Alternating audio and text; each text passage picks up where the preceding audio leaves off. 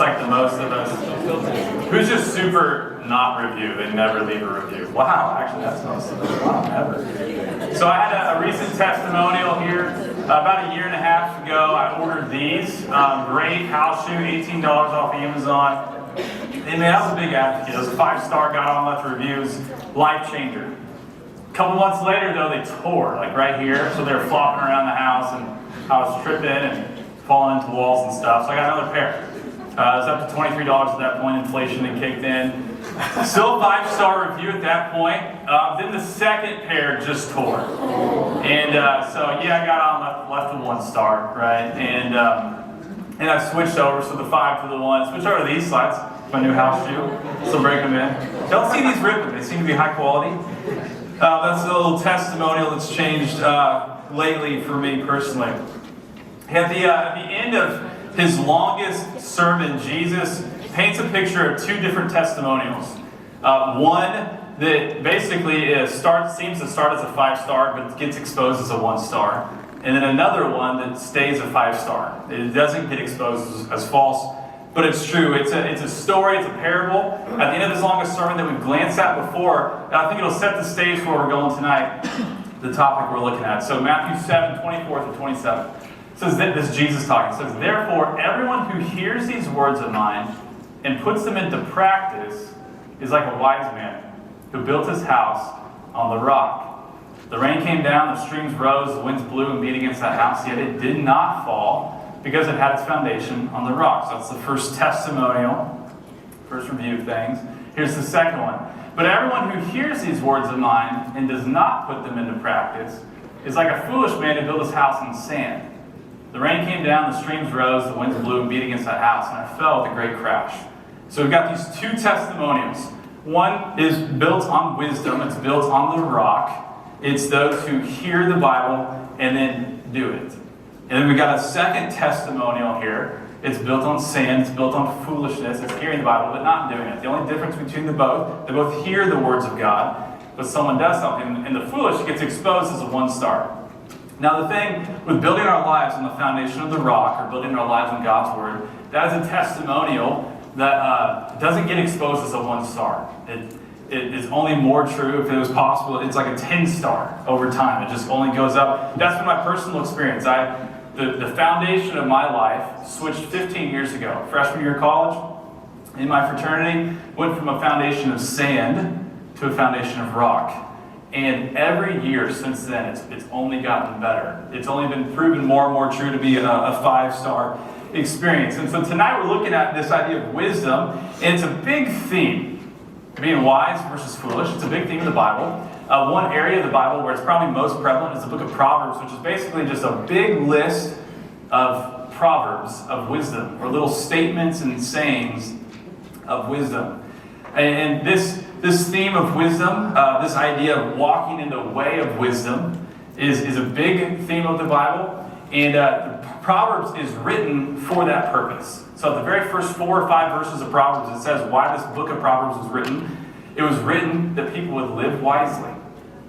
And if they lived wisely, we could expect 2 results. We could expect a certain quality of mind and a certain quality of life. That's what it says in the first 3 verses of the book of Proverbs. And then after that, it says who the book of Proverbs is written to. So at first, in verse 4, it says it's written to the young. So all of y'all. I don't know if I still qualify in that, but it's written to the young. And then it's written to the wise who want to become more wise. That's who it's written to for the purpose of growing in wisdom. And we could find dozens of encouragements, hundreds of encouragements of wisdom from the book of Proverbs. Tonight, we're going to be, if you have your hand out, we're going to be looking at 7. We're just going to fly through them super fast. We haven't really done it like this here at late night. Just going to hit it and go. Encouragements of wisdom on the journey. So if, let's say we're all in a different spot when it comes to our journey, our spiritual journey, either getting to know God maybe for the first time, or just sort of checking it out on the early stages, maybe really thinking about, man, do I really want to start following God? Or maybe you've known God for a while, many years, and just wanting to continue to grow in wisdom. These encouragements really can meet us wherever we're at on that journey, okay? If you write big, I'm sorry, it's going to be hard to fit in those blanks, but we're just going to go for it. We're going to squeeze in 7 different encouragements from the book of Wisdom Proverbs. So, dive in. The very first one is that wisdom is worth the cost. Proverbs 4:7 says, wisdom is supreme, so get wisdom. Whatever else you get understanding. Hey, if you're going to get anything, make sure you get wisdom. Another translation says, Proverbs 4:7 like this, says, get wisdom. Though it costs all you have, get understanding. So get wisdom no matter the cost. If we could actually know God, if we could actually know how He wants us to live, that leads to a full and satisfied life, then that would be worth any cost. That would be worth any price. Overcoming any obstacle, the value would be that high. And that's just something briefly, as I think about this, paying a price, paying a cost, affirming you all, and I don't know if it's your first late night or you've been to a ton, but the fact that you're here when you could be, you could be having a good time out with your friends, you could be studying. I feel like there's a lot of tests going on right now. A lot of people are pretty stressed right now. And here you are saying, you know what? I'm going to take 50, 60 minutes, and I'm going to take a little bit of time and try to grow in wisdom. Not my wisdom, but getting some wisdom from the Bible. And I know several of y'all, you take 5-10 minutes right before you study, and you go, you know what? I want to read a couple Bible verses. This wisdom is worth taking. So I got a lot going on. I'm stressed. I got to pull an all-nighter. But man, I want to take a little bit of time. And wisdom would say from the Bible is, hey, that's worth it. It's worth that cost. That's the first. Second, wisdom involves self-control. Wisdom involves self-control. Proverbs 21:25-26 uses the word sluggard, which is basically a synonym with fool in the book of Proverbs. It says, the craving of a sluggard will be the death of him because his hands refuse to work. All day long he craves for more, but the righteous give without sparing. So those who let their cravings, their appetites, just their sheer desires, just rule their life. In a sense, be like the God of their life, a lowercase g, God of their life, is whatever I want, all desire, all craving. I refuse to work. It's not about giving to others, it's about getting and taking and satisfying that craving. When left to just following our desires, letting our desires just lead the way no matter what, and never having self-control or restraint, well, wisdom says, man, that can lead to addiction, lead to pain, to dysfunction. But the way of wisdom says, hey, there's a place for self-control and restraint.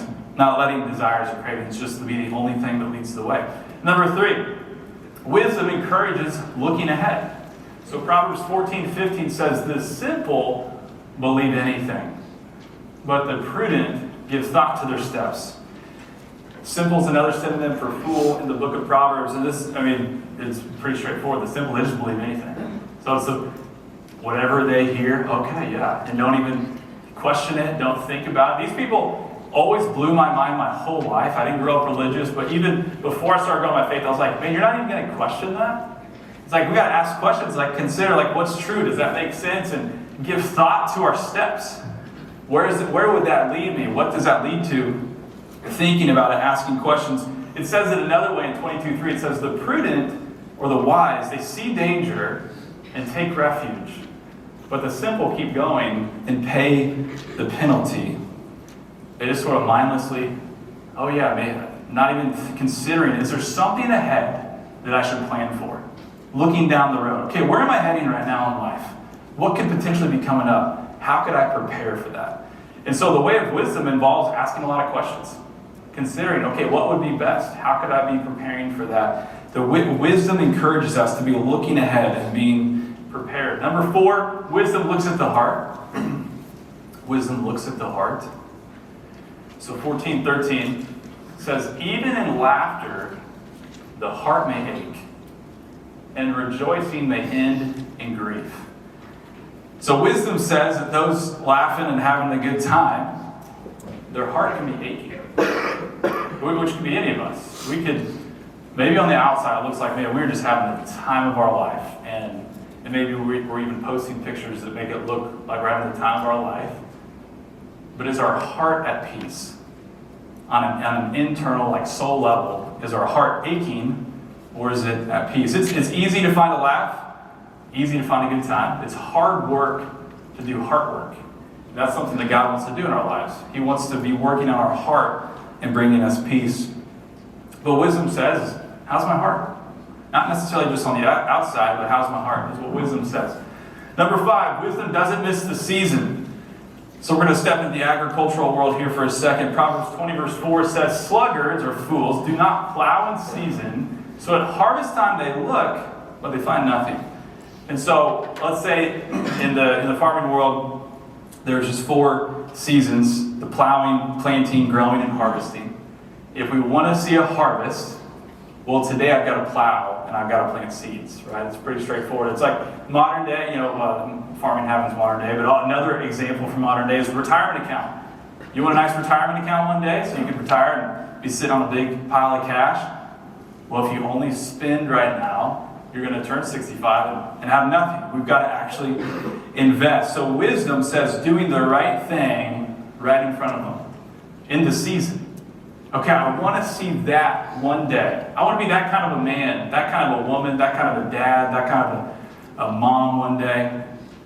Well, what gets me there? What decisions could I make today? What opportunities are in front of me today that I can make that actually get me there? So we can't disconnect future from present decisions. It can be easy to hope for a future circumstance to be true. Hey, like maybe think about on the spiritual front. It's like, I want to know God's purpose. I want to have peace.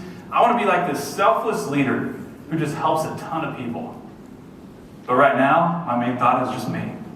It's like, well, living a self-centered life doesn't lead to a selfless leader type life. So it's making the decisions in the current season that lead to the harvest that we want to see one day.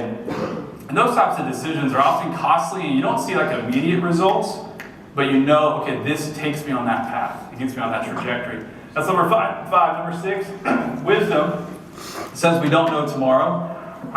Proverbs 27:1 says, do not boast about tomorrow, for you do not know what a day may bring. So there's wisdom in realizing we have no idea what is coming tomorrow.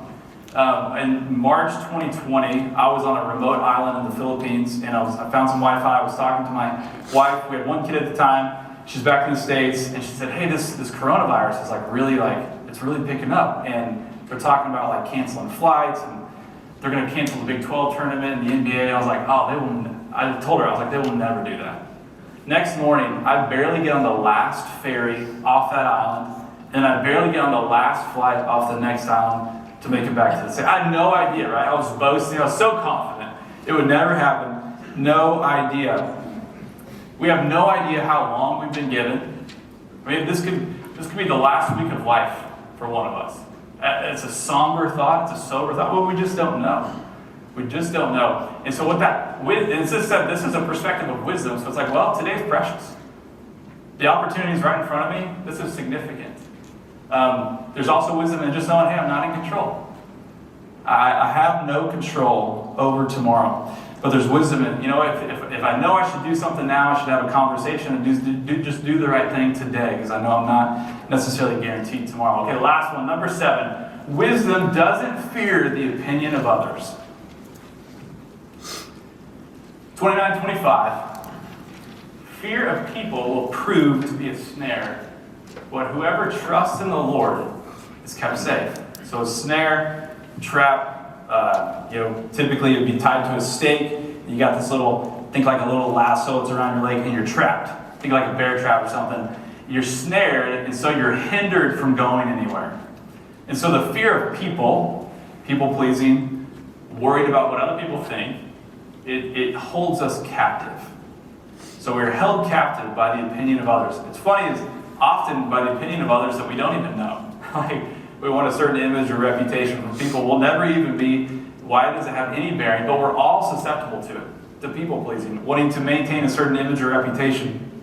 But the fear of people, the fear of what they think, that could hold us back from the greatness that God wants to achieve in us and also through us. Because if I'm held back, I'm tied down by the snare, well, I'm held up.